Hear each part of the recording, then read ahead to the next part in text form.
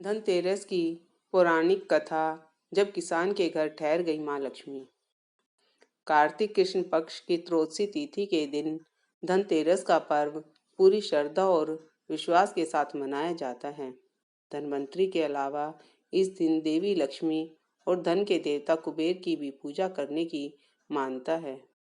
इस दिन को मनाने के पीछे धनवंतरी के जन्म लेने की कथा के अलावा इसके बारे में एक दूसरी कहानी भी प्रचलित है। कहा जाता है कि एक समय भगवान विष्णु मृत्यु लोक में विचरण करने के लिए आ रहे थे। तब लक्ष्मी जी ने भी उनसे साथ चलने का आग्रह किया। तब विष्णु जी ने कहा कि यदि मैं जो बात कहूँ तुम अगर वैसा ही मानो तो फिर चलो। तब लक्ष्मी जी ने उनकी बात मान ली और भगवान विष्णु के साथ भूमंडल पर आ गई। कुछ देर बाद एक जगह पर पहुंचकर भगवान विष्णु ने लक्ष्मी जी से कहा कि जब तक मैं ना आऊं तुम यहाँ ठहरो। मैं दक्षिण दिशा की ओर जा रहा हूँ, तुम इधर मत आना।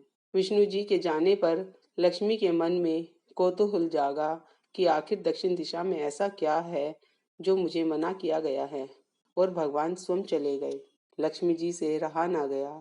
जैसे ही भगवान आगे बढ़े, लक्ष्मी भी पीछे पीछे चल पड़ी।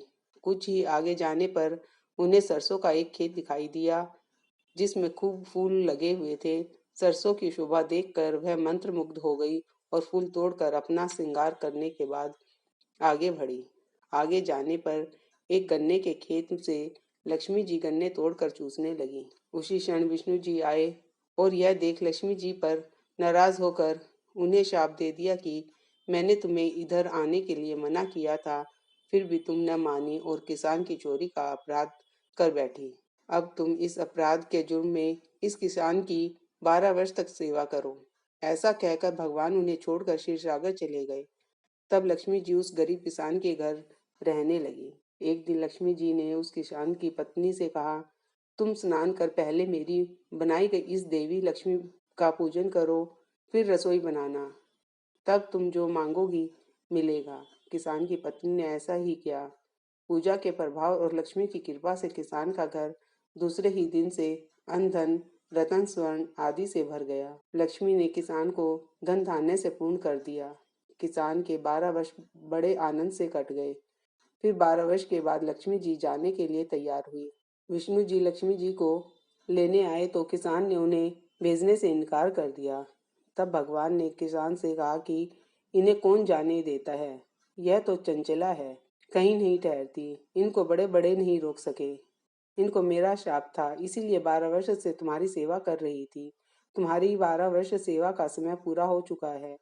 किसान हठ पूर्वक बोला कि नहीं तो मैं अब लक्ष्मी जी को नहीं जाने दूंगा। तब लक्ष्मी जी ने कहा कि हे किसान, तुम मुझे रोकना चाहते हो तो जो मैं कहूँ वैसा करो। कल तेरस है। तुम कल घर को लीप पोत कर स्वच्छ करना। रात्रि में घी का दीपक जला कर रखना। सायकाल मेरा पूजन करना और एक तांबे के कलश में रुपए भर कर मेरे लिए रखना। मैं उस कलश में निवास करूंगी, किंतु पूजा के समय मैं तुम्हें दिखाई नहीं दूंगी। इस दिन एक दिन की पूजा से वर्ष भर मैं तुम्हारे घर में नहीं जाऊंगी। इस दिन एक इस एक दिन की पूजा से वर्ष भर मैं तुम्हारे घर से नहीं जाऊंगी। यह कहकर वह दीपकों के प्रकाश के साथ दसों दिशाओं में फैल गई। अगले दिन किसान ने लक्ष्मी जी के कथा अनुसार पूजन किया। उसका घर धन धान्य से पूर्ण हो गया। इसी वजह से हर वर्ष तेरस के दिन लक्ष्मी जी की पूजा होने लगी। वो लक्ष्मी माता की जय, विष्णु भगवान की जय।